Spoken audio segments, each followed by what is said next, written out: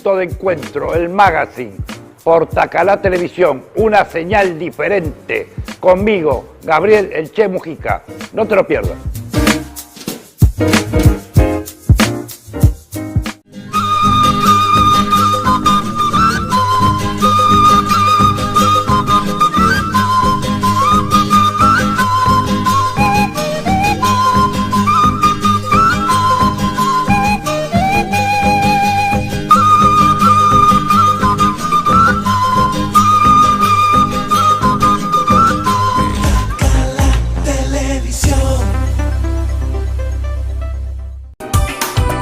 Tacalá Televisión, una señal diferente.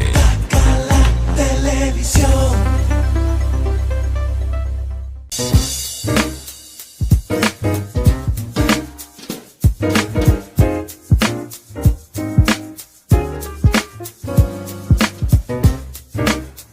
Bienvenidos Perú y el mundo, conmigo, Gabriel El Che Mujica, a Punto de Encuentro, como todas las tardes, a las 18 horas los sábados, agradecerles a ustedes, a mi familia, a las personas que me guían desde el cielo y a todas las estadísticas que estoy viendo, cosas que voy aprendiendo. No sabía de tantos seguidores que me siguen e interactúan en mi Facebook. Muchas gracias. ¿Y qué les puedo decir? Si vamos a tocar temas políticos, le siguen autorizando viajes, total los que mandan son ellos, esté o no está, es lo mismo. Irregularidades a montones, los ministros ya no existen, obras poco y nada. Volvieron a presentar la moción de reelección de alcaldes y gobernadores. No sé para qué quieren la reelección si hay un cálculo que el 74% no ha gastado el 30% de los recursos. Sin embargo, ahora han presentado 2 reconsideraciones. Y está dando vuelta un audio en el cual un alcalde dice, y ahora que se jodan. Y es lo que puede pasar. Tantos candidatos, tantos idas y venidas, tantos cadáveres políticos que se van cayendo. Como lo dije, Carlos Álvarez muy pronto va a renunciar al partido. Los canales grandes no hacen entrevistas políticas, somos los únicos, pero en todos los programas está el sabelón. Esta noche, casualmente, en un rato, va a estar en un canal cómico, en un programa cómico. Hay manos negras, sabemos que hay manos negras. ¿Quiénes van a quedar? Alianzas. Ayer una nueva alianza. Hernando de Soto renunció a Progresemos y ahora es Progresemos con P, con Álvaro Paz de la Barra a la cabeza y Sofía Franco a la Municipalidad de Lima. La primera vez que los invité, me dejaron parado en la puerta. Ahora les estoy escribiendo de nuevo. Por lo menos, que vengan acá, se sienten, y Álvaro Paz de la Barra le pida disculpas. Ella se habrá curado de todo lo que él dijo que tenía. Serían cuestiones para que vengan y lo digan. O es una sociedad como la anterior, cuando fue alcalde, para agarrar ahora los 2 sillones. ¿Cuántos candidatos van a quedar? Se sigue cayendo. Vizcarra sabemos que no va. Como dije recién, Carlos Álvarez tampoco. Añaño ya renunció, pero porque lo quiere. Le estuvieron conversando. Antauro, cada vez le cierran más las puertas. Y estaba por arreglar Conjuntos por el Perú. Susel Paredes. Dicen que va a Podemos. Es una ensalada de frutas. una mezcolanza Podemos. Quieren llegar a toda costa, pero pueden perder la valla, porque en sí no es ni un 5 ni un 6. Si hacemos los cálculos bien hechos, puede llegar a un 12%. ¿Cuántos pueden entrar? Máximo yo le calculo 8 partidos. Más no van a entrar. Ya en la calle se corre el rumor. No votar a lo mismo de ahora, porque esto es un desastre. No votar por fulano, no votar por mengano. El voto en blanco, para mí, ojalá que gane un outsider. Porque de lo que hay, no sirve nada. Y mucha cháchara. Creo que mejor vamos a la entrevista.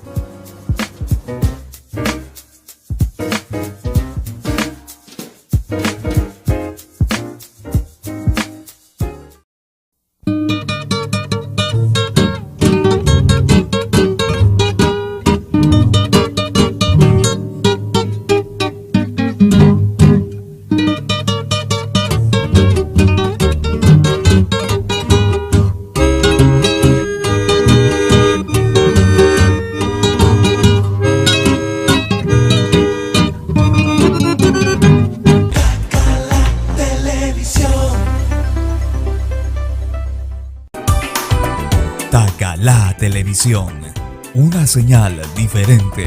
Tacala Televisión.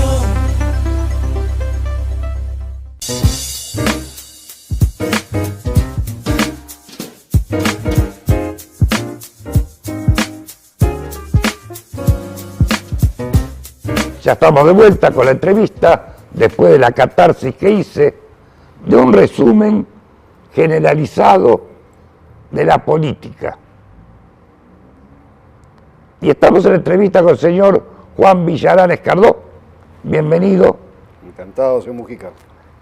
Él fue asesor de la PCM, vicepresidente del INPE, integró la Junta de Clasificación del INPE. ¿Es así? Sí, es correcto.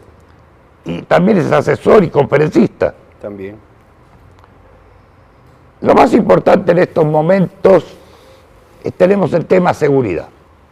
Vamos a tocar global en general. Ya. Ahora todos se cuelgan de Bukele y de Dios. Todos los candidatos ahora invocan a Dios, que ojalá nos acoja compensado, y Bukele. De usted, desde el punto de vista de seguridad, ¿qué opina de contratar las cárceles de Bukele? De hacer un símil con las cárceles de Bukele. Bueno, es un tema muy particular. Recordemos que El Salvador es un país mucho más pequeño que el Perú, donde el presidente Bukele tiene a su cargo todas las instituciones importantes del Estado. Tiene a la policía, tiene al Poder Judicial, tiene al Congreso, tiene todo. Lo ha ganado, probablemente lo haya ganado bien, pero esa es la gran diferencia. En el Perú hay una crisis institucional en el tema político y en el tema institucional, valga la redundancia. Entonces, no es fácil replicar un sistema penitenciario como el de Bukele, a donde le está sobrando espacio, porque ahora se ha convertido en hotel. $20.000 anuales. Y bueno, y yo creo que más, yo creo que más. Hablan de $200 diarios. Pero mi pregunta es, ¿qué va a pasar con esos presos que está mandando Estados Unidos? Muchos de ellos no tienen sentencia, ¿no? Hay algún inocente también. Ok, hay uno inocente, efectivamente, es de origen latinoamericano, ¿no? Entonces, a lo que yo voy es a lo siguiente: por más que tengan sentencia, cuando se cumpla la sentencia, ¿no?, Estados Unidos no lo va a regresar de vuelta, por algo los han mandado a Centroamérica. Entonces, se termina la sentencia de Lo esta va a dejar gente, viviendo ahí. ya, imagínense, o sea, va a llenar sus cárceles, sus calles de este tipo de gente, ¿no? Entonces, es una situación absolutamente distinta. Ellos están haciendo ahí algún tipo de resocialización, efectivamente, porque les está dando trabajos, etcétera. A las malas. A las maras, ¿no?, que son los que tiene adentro, ¿no? Básicamente en El Salvador fue un problema de las maras que también se ocasiona por peruanos, porque recordemos que tanto el señor Diego García Sayán como el señor Gino Costa, por las Naciones Unidas, fueron a hacer una labor con las Fuerzas Armadas y Policiales del Salvador. Y ahí entonces comienzan las maras, y sobre todo la mara salvatrucha, ¿no? Entonces, esta situación ha degenerado. En un momento llega este señor con mano fuerte, efectivamente, con un tipo de conceptos pragmáticos, y captura a las maras, que no son tan difíciles de encontrar porque están todos tatuados, los mete presos en una cárcel muy grande, y bueno, ahora ese tema no se puede hacer en el Perú. Ahora, usted que estuvo en las cárceles, en lugar de invertir, ellos hablan de 500 detenidos más o menos, que la encabeza el monstruo, que todavía no lo agarraron. Homicidas. 500 detenidos, calculémosle a $30.000. ¿No es más fácil construir una cárcel? ¿Se refiere usted para mandarlos a El Salvador? Claro, lo que cobran para mandarlo a El Salvador... Ah, no, eso no tiene ni pies ni cabeza, eso es un absurdo. Mire, en el Perú mantener a un interno cuesta $7 a $8 al día, ¿ok? Son 250 dólares al mes. Estamos hablando de 2.500 a 2.700 dólares al año, ¿no? Entonces, cada 20 presos equivaldría a tener uno acá. Además, el tema está en que la persona que delinque tiene que cumplir su pena en el país donde la cometió. Pero es más fácil construir una cárcel. Pero por supuesto, y no solo una cárcel, pabellones nuevos en cárceles, ¿no? O sea, por ejemplo, nosotros tenemos una cárcel acá de muy buenas condiciones, de diferente tipo, que se llama Chayapalca. Queda entre la Sierra de Puno y... Pero con 200 detenidos. No, ahí en este momento tienen como 700 en ¿Sí? Chayapalca. Sí, Tengo entendido que es menos. Puede ser que no estén entonces en su capacidad real, pero lo que yo voy es que como su capacidad real es mayor, ahí pueden entrar más gente. Pero además de esos detenidos, van a haber produciéndose detenciones de mucha gente vinculada a la minería ilegal, no me refiero a la informal. Cuando realmente el Estado se ponga fuerte y efectivo, esa gente va a tener, porque son crimen organizado, no es minería informal, es minería ilegal, hay una diferencia enorme. La minería ilegal es la que está manteniendo a los políticos. Efectivamente. Mire, la minería ilegal en el Perú produce alrededor de 15.000 millones de dólares, que es ya el 6% del PBI, del Producto Bruto Interno del Perú. Únale a eso el narcotráfico, ¿no? Entonces, la tal ilegal y un montón de cosas. Todo, ¿no? Entonces, en realidad el problema es muchísimo mayor, pero no es tan difícil de enfrentar. Lo que pasa es que cuando el gobierno dice que va a militarizar, que va a poner controles para evitar que ingresen los insumos que utiliza esta gente, se olvida que se está produciendo en el Perú una situación muy distinta a la época del terrorismo. En la época del terrorismo, la población, de alguna manera, colaboró con el Estado, con la policía, con el ejército, al final, y lograron vencer esto, pero nunca fueron más de 15.000 los senderistas, ¿no? En este momento lo que está ocurriendo es una situación social, porque el tema de la minería ilegal y el narcotráfico involucra a una población que está ahí porque tiene que subsistir, tiene que comer día a día, de ya cerca de 2 millones de peruanos. Entonces es muy diferente 2 millones contra 15.000. Lo que sucede es que la minería ilegal los tiene a esta población extorsionada. Los tiene cautivos. Los tiene cautivos. Entonces usted no puede ponerle controles policiales en las carreteras, etcétera, y pararle los insumos a esta gente, porque ¿de qué van a vivir? Y esta gente tiene explosivos. Está bien, pero un control. Hemos visto en videos 200 camiones en caravana. Terrible, por eso le digo, pero eso es minería ilegal, definitivamente, porque son las plantas que procesan. Hay que aclarar que el gobernador está de vacaciones. El gobernador está de vacaciones desde que entró al trabajo. Nunca ha estado ejerciendo su función. La Libertad es un departamento del Perú que está realmente a la deriva. No hay gobierno en La Libertad. Eso está controlado por el narcotráfico y por la minería ilegal. Esa es la realidad de las cosas. Y en cualquier momento eso se puede demostrar. Lo que pasa que, según estuve viendo, van evolucionando. Porque los trabajadores aprenden, después sacan a la cabeza, abren su socavón y van subiendo de categoría. Sí, bueno, muchos de ellos trabajan en concesiones de mineras legales, pero bajo contrato, informales, etcétera. Estos muertos que hubieron en Patas, estos 13, eran mineros que estaban legalizados, porque estaban trabajando con un contrato para una minera formal que era la segunda más grande del Perú. Pero los otros eran mercenarios. Los que trabajaban ahí como Los que seguridad. entraron. Los que entraron eran de la minería ilegal, o sea, simplemente no querían competencia. Mire, le quiero explicar una cosa que es muy... Tengo una duda. Ujú. En sí eran 26. ¿Perdón? Eran 26. Sí. Entraron 13. Los mataron. Y los otros 13. Habría que ver qué sucedió, pues. O sea, digamos, de repente están muertos también, porque han vuelto a aparecer 5 más Sí, en otra. en otras, ¿no? Entonces, pero ¿qué es lo que ocurre finalmente? Mire, el gobierno, a través del Congreso, sacó una ley, ¿ya? La ley de lucha contra el crimen organizado. Muy bien, suena lindo, pero ¿cuál es el problema? Que en esta ley, por los intereses que hay en el Congreso, no se cumplió con darle lo más importante que requería esta ley, que era identificación del crimen organizado como aquel que controla cadenas de valor de mercados ilícitos.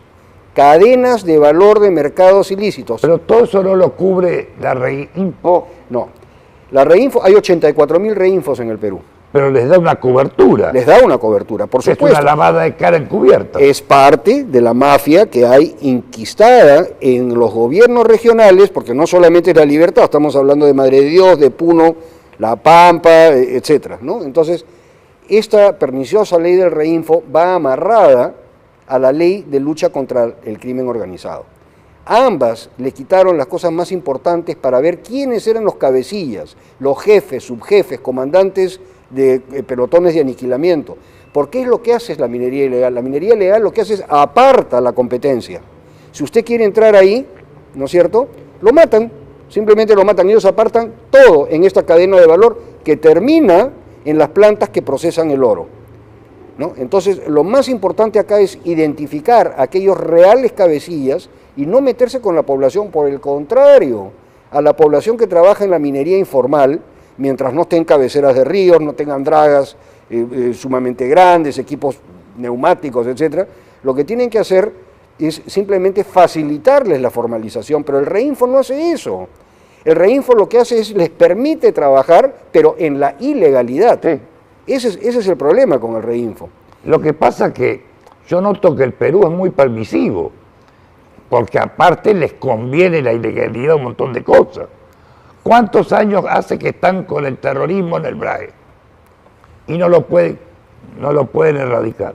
Bueno, la zona es muy agreste, efectivamente, pero sí podrían, si se hiciera una política igualmente, porque ahí lo que se está haciendo es una colonización, ¿no? O sea, el narcotráfico está realmente haciendo una reforma agraria. O sea, están apartando a los colonos que desean trabajar otro tipo de cultivos, ¿no es cierto?, y están haciendo una reforma agraria en la cual las tierras, inversa, porque las tierras están siendo captadas por las mafias ilegales. Y como hay un montón de dinero ahí y esa zona siempre está en emergencia, Porque no hay el un gobierno no da el control. respaldo y no da soluciones. Bueno, pues es igual que en la minería. Vivimos en un país realmente, ¿no?, absolutamente desorganizado, es práctica, no le digo que estemos en un estado fallido, ¿no? El Perú tiene enorme potencial, pero mientras haya esta falta de institucionalidad, falta de liderazgo en el gobierno... Vamos a ser sinceros. Sí. Pedro Castillo tenía razón. ¿En qué sentido? Tienen para exportar corruptos. Que fue lo único coherente que dijo. Bueno, esa es una exportación que realmente deberíamos de parar, ¿no? O sea, el tema de la corrupción en el Perú, la teoría de Pepe el Vivo, ¿no?, se está enquistando, es cierto. Pero se está enquistando porque no hay un ejemplo. O sea, si las cabezas andan mal, el rebaño va peor. O sea, hasta la propia policía, a la cual yo defiendo profundamente, porque el Perú, señor, tiene una sola policía. Es el único país del mundo que tiene una sola policía. Entonces, en condiciones tan graves como las que en este momento tenemos, lo que anda mal se debe de corregir, pero no destruir. La policía no es la única que está mal, la fiscalía está mal, el Poder Judicial está mal, el INDECI está mal, todo está mal. Entonces, si todo está mal, no vamos a hacer instituciones paralelas, vamos a hacer otra... En Ocitrán hay una presidenta hace 9 años ganando 30.000 soles, 28.000 soles. Y lo que hizo en el aeropuerto es un desastre. No tiene sustento. No tiene sustento. Lo que aumentó no tiene sustento. Y después no es lo que se había pactado. No. Los techos no son esos, se llueve por todos lados.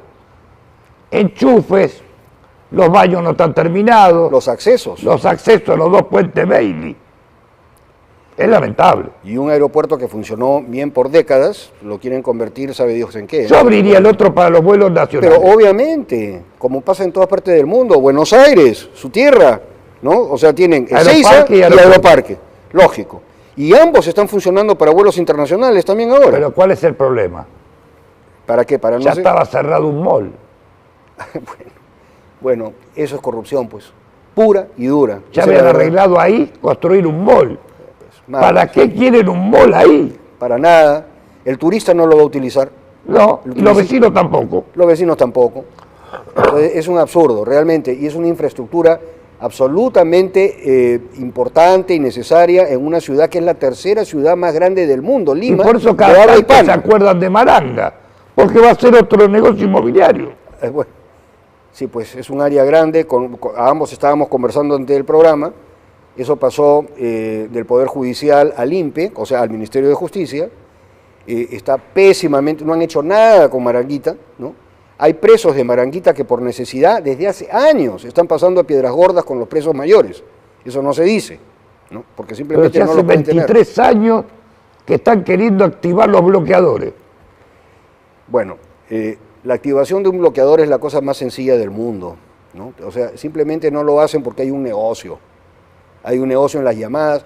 Fíjese, la delincuencia en las calles se maneja desde los penales, ¿ya? Y no se podría manejar si no hubiera teléfonos. Usted ha visto que hasta en el propio Chayapalca, a 4.800 metros de altura, tenían una antena de link, ¿no? O sea, tenían Y en la internet. cárcel de máxima seguridad. Claro. Yo acá no tengo señal. En Chayapalca tenían señal. Claro, es un problema de corrupción. Le vuelvo a repetir, cuando usted me compara con Bukele, eso no sucede pues en El Salvador. Entonces, la cárcel es buena, es una muy buena cárcel. Yo he estado ahí 3 veces, ¿no? Inclusive he tenido un motín en esa cárcel que tuve que develar, ¿no?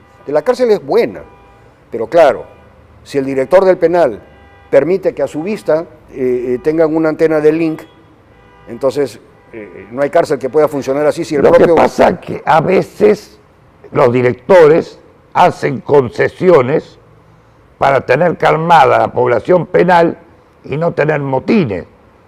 Pero acá la plata que le entra al INPE, ¿en qué se va?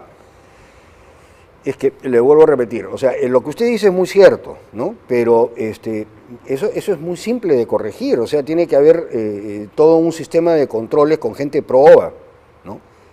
Bien hecho que lo hayan... Ese director del penal, obviamente también no solamente debería ser separado, debería tener un proceso penal por colusión. ¿Cómo eligen obvio. a los agentes penitenciarios? Hay una escuela en el Callao, donde es una escuela, es una universidad para agentes penitenciarios, a donde van y se forman en todas las cosas que tiene que conocer para ser Son un de agente carrera penitenciario. con grado de escalafón. Tienen un grado a cargo del Estado, por supuesto, ¿no? Entonces, de ahí salen los agentes penitenciarios. Pero, Porque antes era por convenio con mi país. mire, yo lo que siempre he sabido y lo que yo dejé establecido era que los agentes penitenciarios se tenían que formar en esta escuela, ¿no?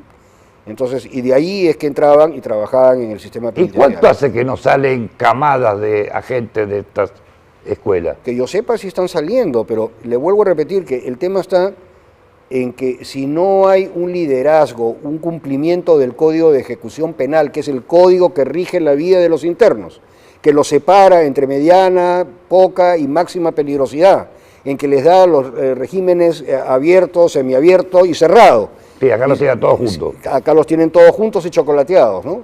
Y si encima usted tiene corrupción, ¿qué cosa puede esperar usted en las calles? Lo que pasa Sí, en los... y querían privatizar el primer cordón. Es que, mire, el tema de la privatización de penales no funciona. No, en ningún eso, lado. eso es un hecho. Las principales cárceles del mundo que son privadas son las más inseguras. ¿Por qué? Porque una vez que se gana una licitación, ya todo lo demás tiene que salir del mismo cuero, ¿no? Entonces comienzan a ahorrar en todos los programas sociales, en seguridad y en todo lo demás. Lo que sí podría funcionar, porque acuérdese usted que en la Constitución peruana, en la función jurisdiccional, el artículo 139, incisos 21 y 22, se habla, y el sueño del legislador fue la resocialización del interno, lo cual nunca se ha cumplido. De la manera de cumplirlo es que además de las condiciones necesarias para que se hagan más cárceles, también se tienen que hacer, como le dije, pabellones nuevos en cárceles existentes que cuestan la mitad Y se hace en 6 meses y no en 2 años como lo de El Salvador. Pero además de eso, para poder realmente resocializar a un interno, lo que se requieren son asociaciones público-privadas. ¿Qué significa? Que el Estado pone la tierra, por ejemplo el CEPA, en la selva de Ucayali, 28.000 hectáreas, ¿no?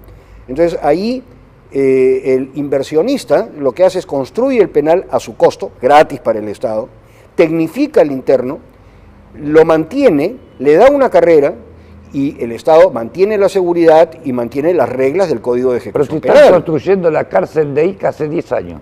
Pero por eso le digo, es pura falta de gestión, corrupción, son temas que pueden ser corregidos, ¿no? Pero se necesita, digamos, autoridades con 2 dedos de frente que comiencen a ejercer su función. No sé si está céfala la cartera del presidente del INPE, porque el último renunció. El último renunció, no sé si han vuelto, creo que han puesto a otro, me parece que han puesto a otro. Pasó sin pena ni Pero gloria. escúcheme, van a terminar como cuando usted se cambia de ropa, igual que los ministros del Interior. Tenemos 15 ministros del Interior, ¿no? A un promedio de 2.5 meses por ministro. ¿Qué programa se puede hacer? Y cuando salen de ministros, salen en todos los programas de televisión. Todos son generales después de la guerra. Entonces comienzan a hablar, dan las soluciones, etc. ¿Por qué no lo hicieron cuando estuvieron en el cargo? ¿No? Entonces, ningún país del mundo puede soportar que el sistema de seguridad cambie de mando cada 2 meses y medio. Eso es una cosa absurda. Bueno, por ejemplo, yo no soy partidario que un policía de carrera esté a cargo del serenazgo de un distrito. Ese es otro problema. Vamos a entrar un poquito a la policía, que entonces ese es otro tema. Nuevamente, el Perú tiene una sola policía, una sola. En Estados Unidos usted tiene 30, en España tiene 5 o 6 policías. En Argentina, ¿cuántas policías hay? Y 2 o 3. Ya, ok, ¿no? Entonces, tenemos varias opciones. En el Perú hay una. Son 140.000, a grosso modo. Pero en el sistema peruano trabajan un día sí, un día no. 24, son 70.000. Es lo que hay ahorita en la calle. Quíteles un 12avo de vacaciones. Ya quitó 14.000. Quíteles el descanso pre y postnatal de las policías femeninas que tienen hijos, ¿no? Quítele a aquellos que están en tránsito en la calle, donde la semaforización es un problema municipal, no policial, ¿no? Entonces, si llegamos a esa situación, nosotros vemos que en este momento en la calle hay 45.000 policías, más o menos lo mismo que tiene el Tren de Aragua. Y los que cuidan tonterías. Bueno, digamos, ahí hay otro problema de gestión. Pero cuando usted me habla de las municipalidades, lo que yo le puedo decir es que la ley de la Policía Nacional del Perú, la ley 1604, en su artículo 30, permite crear nuevas divisiones de policía o permite cerrarlas. Por eso es que usted tiene la DIRINCRI, la Dirección de Criminalística, la Dirección contra el Terrorismo, la DINOES, la Dirección de... Pero ya, todas estas direcciones ya no se crean por ley, se crean por decreto supremo. Entonces, si faltan policías, es muy sencillo crear una nueva división especializada en servicio al vecino, que es lo que falta. Prevención, el policía que conozca su distrito, ya, eso. En el Perú hay 40.000 serenos, 40.000 serenos, ¿no? Entonces, si nosotros podemos hacer eso, ya estaría prácticamente pagada esa policía, porque usted paga un árbitro de seguridad ciudadana cuando le llega al mes su cartilla. Usted está pagando por seguridad ciudadana. Pero habría que hacer una mezcla donde haya más policías que tienen la autoridad de la ley, ¿no? Y menos serenos, o en todo caso una fuerza combinada. El alcalde, de acuerdo a la ley orgánica, tiene que ayudar, ¿no? O prestar ayuda a la Policía Nacional, y es correcto. Pero la autoridad real, la fuerza coercitiva la tiene la policía, tiene el uniforme, tiene el arma y tiene los derechos que le dan. El sereno es intimidatorio nada más. El sereno es intimidatorio, es una persona que puede colaborar en muchas cosas, en avisar. Como dice el nombre, es un sereno. Es un sereno. Pero vamos al otro Eso bloque puede y ayudar seguimos mucho. profundizando. ¿Perdón? Vamos al próximo bloque y seguimos profundizando. Con mucho gusto.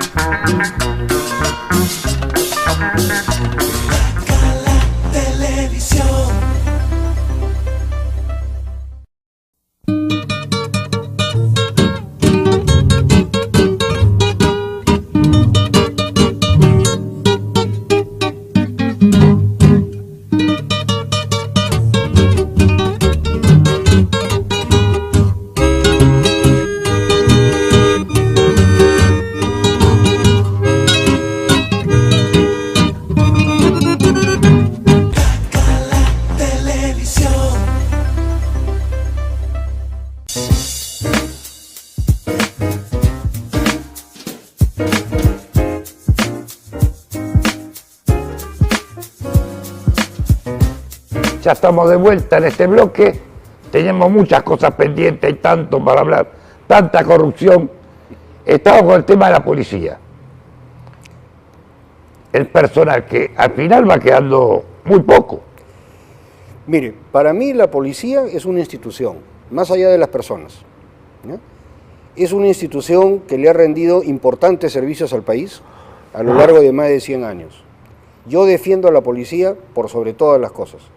Que es una institución con problemas, por supuesto que tiene problemas, pero eso significa que se tiene que corregir y no destruir, como todas las demás instituciones.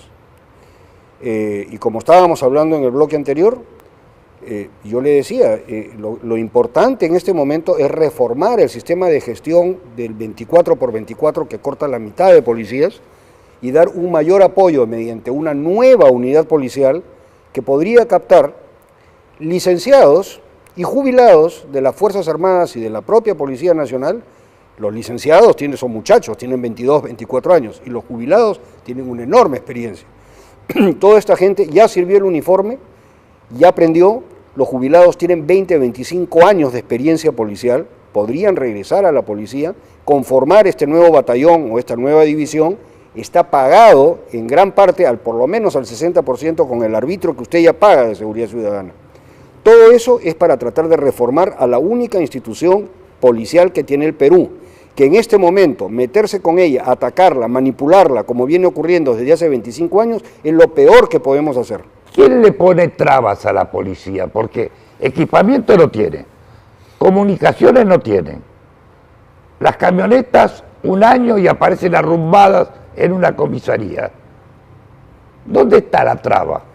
Varios gobiernos que hemos tenido desde el año 2002 que odian a la policía y que odian a las Fuerzas Armadas.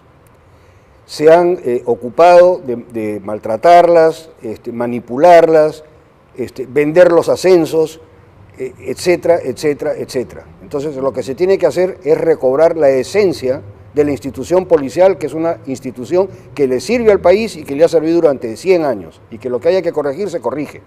Es el poder político de los últimos 25 años el que ha incidido para maltratar a la policía, quitarle el equipamiento y finalmente promover la corrupción dentro de policías, en las zonas tienen las cámaras si no las quieren usar.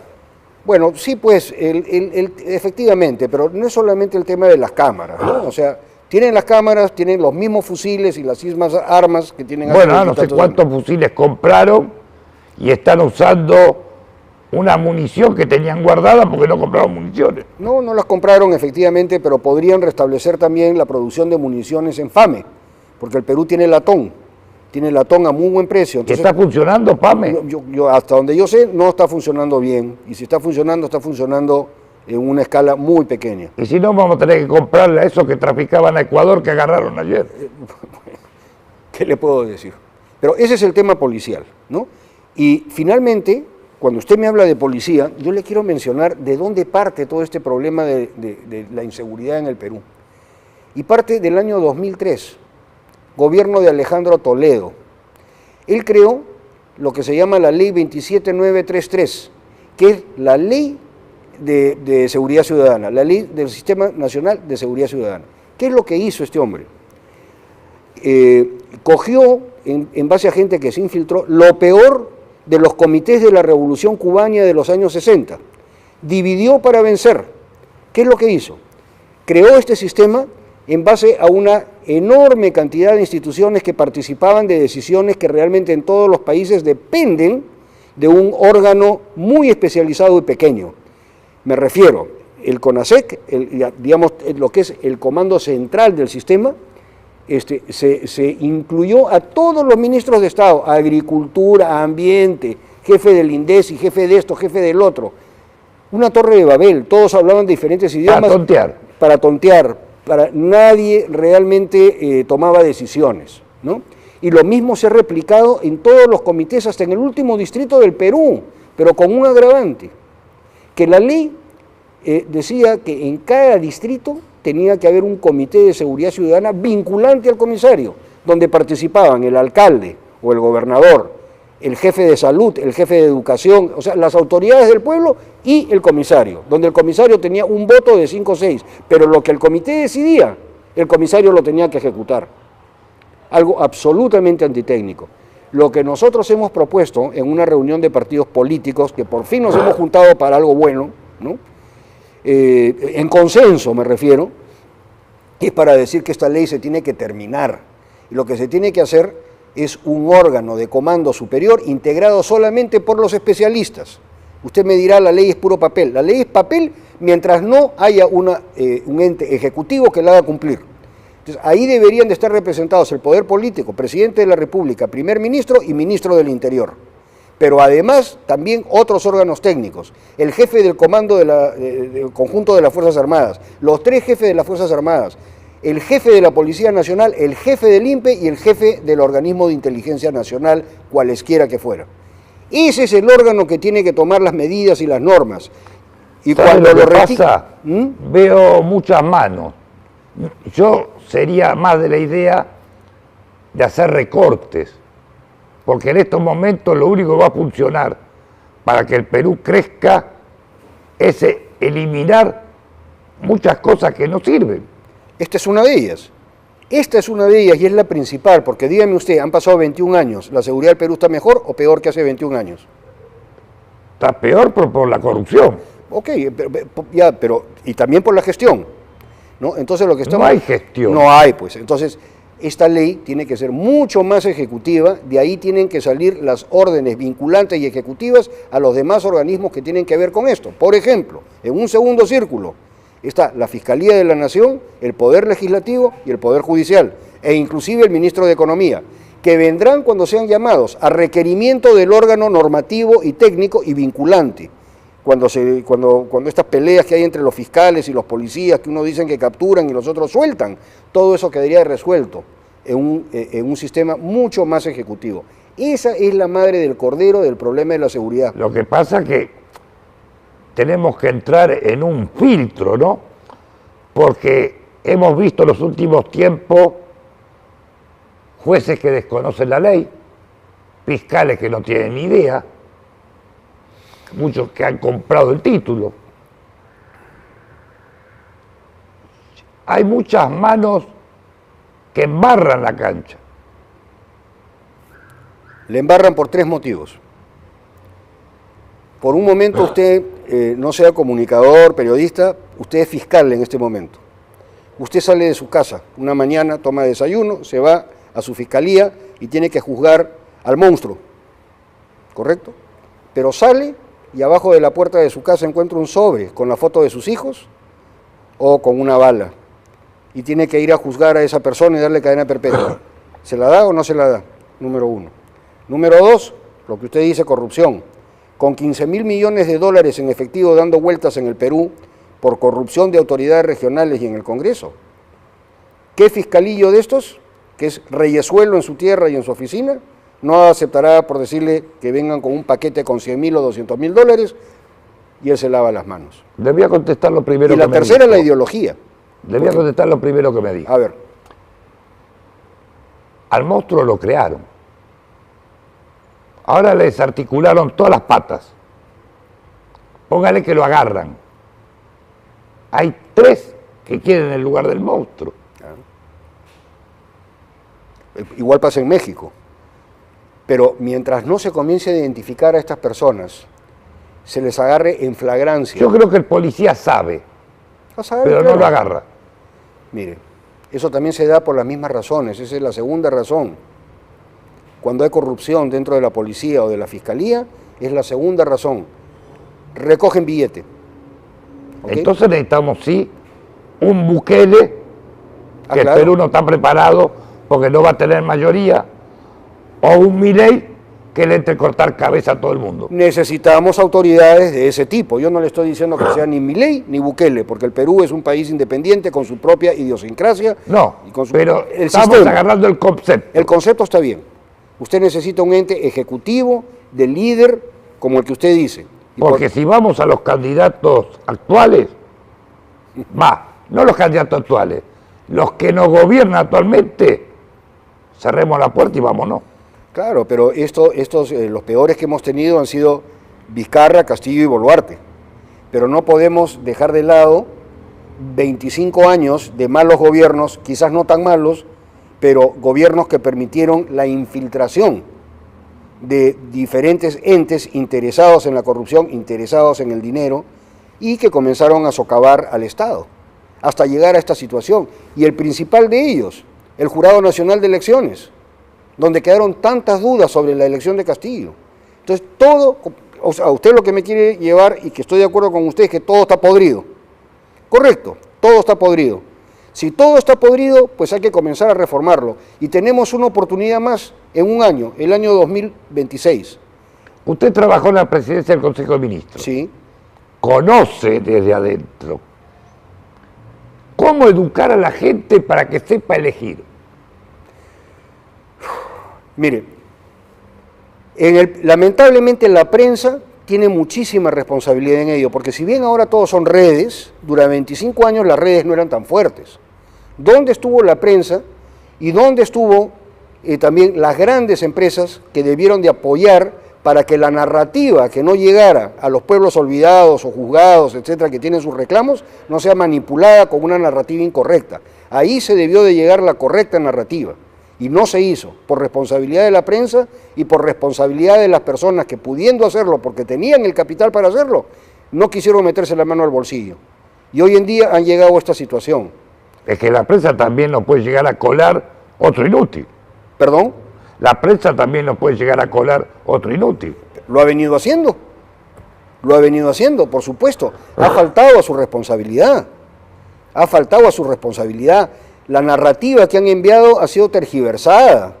Recuerde usted las últimas elecciones que hubieron con la señora Fujimori, por ejemplo. Una semana antes la acusaron de narcotraficante.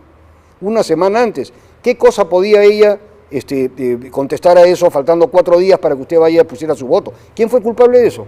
La prensa. Entonces, yo sí le asigno una responsabilidad enorme a la prensa, ¿no?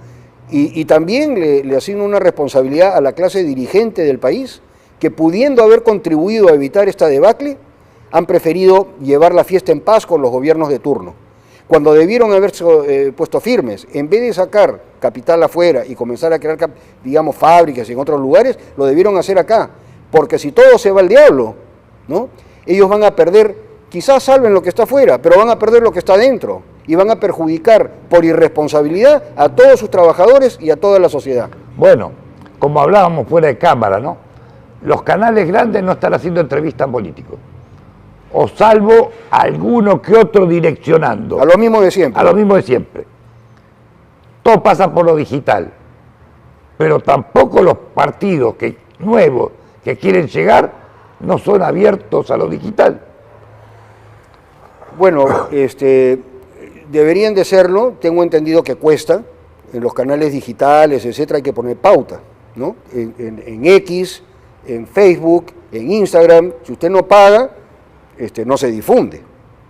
Entonces, lamentablemente todo también necesita depende del trabajo de la producción. Bueno, también.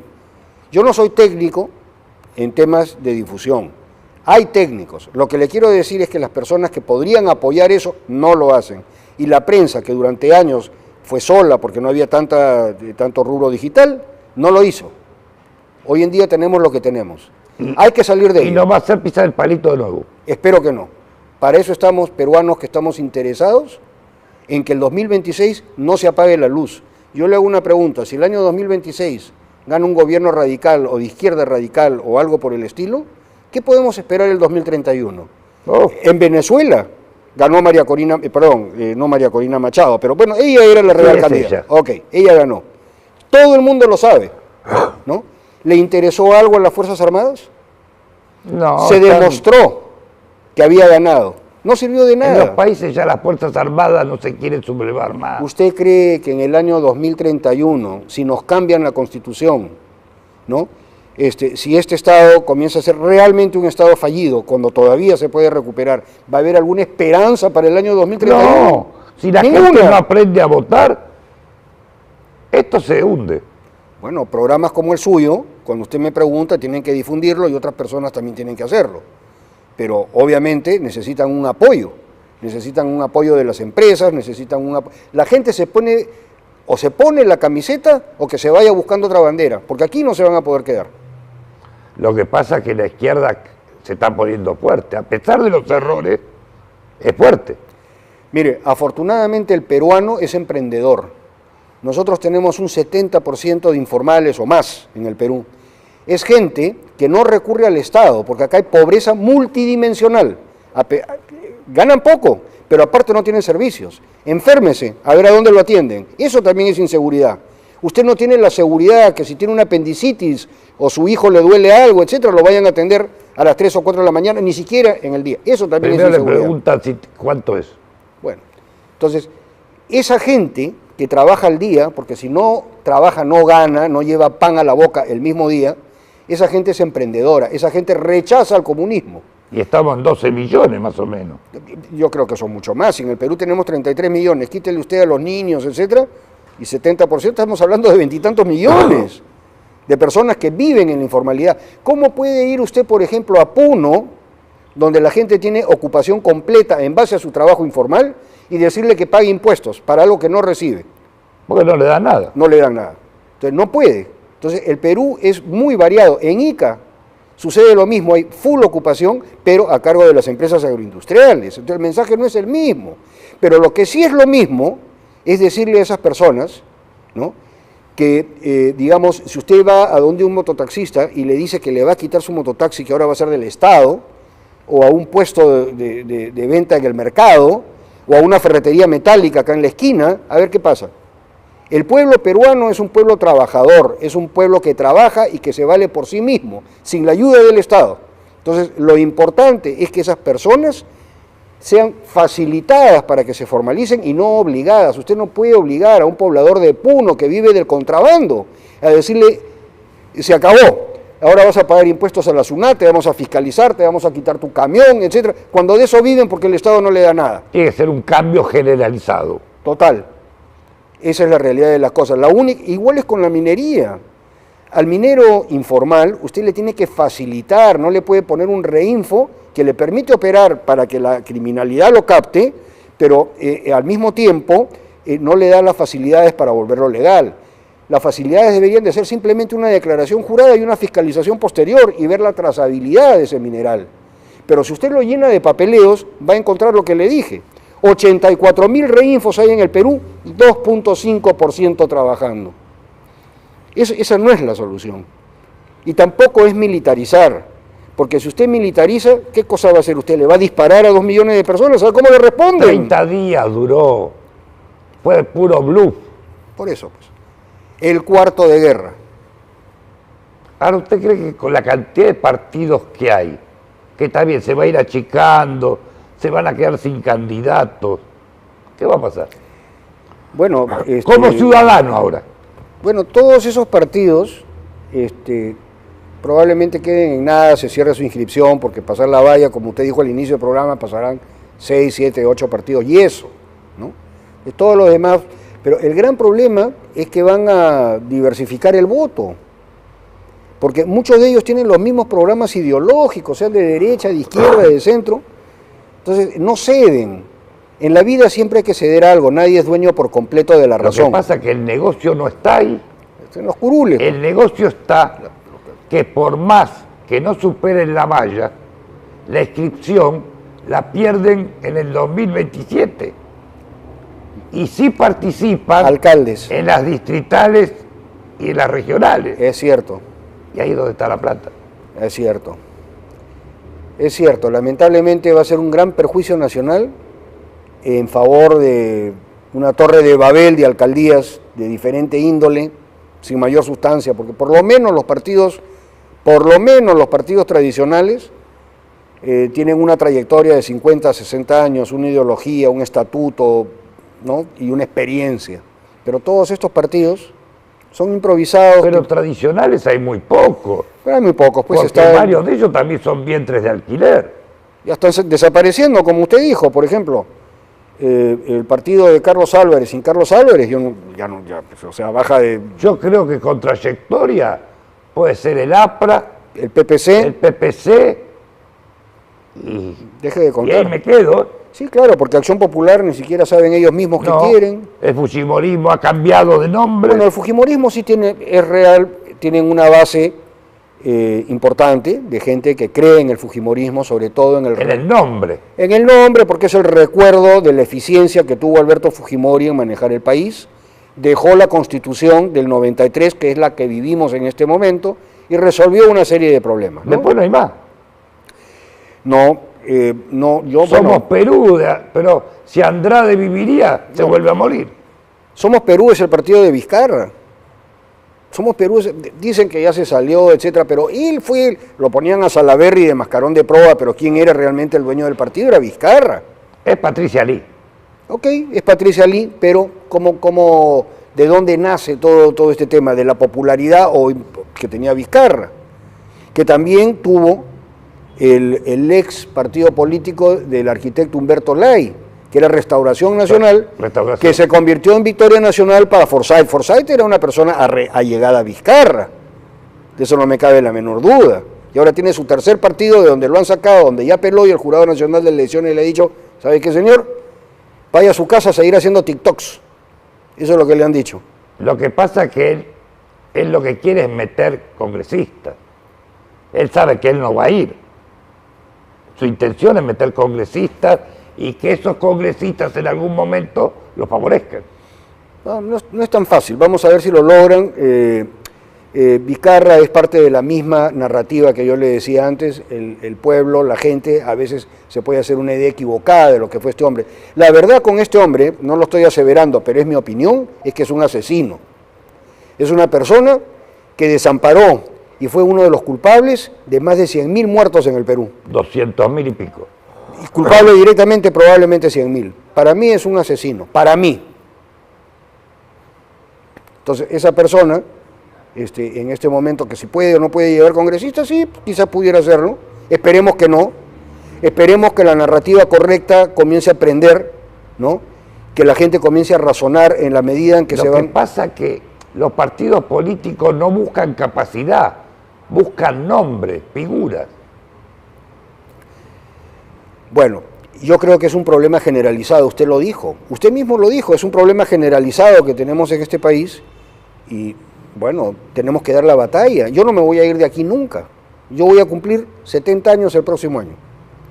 Lamentablemente, la gente no analiza lo que vota y esa Cámara le vende. Y por eso esta noche vamos a tener a Philly Butler en los canales. Bueno, pero sus cámaras llegan a gente y esa gente lo puede replicar. Y todos tenemos que dar la batalla. Ojalá. Por nosotros. Espero su asado que me ha invitado después del programa. Antes de despedirlo, le quiero dar este pequeño presente. Muchas gracias. Certificado de reconocimiento. Viniendo de usted, lo aprecio mucho, señor Mujica. Cuando guste, las puertas están abiertas. Y yo los veo después. Muy amable.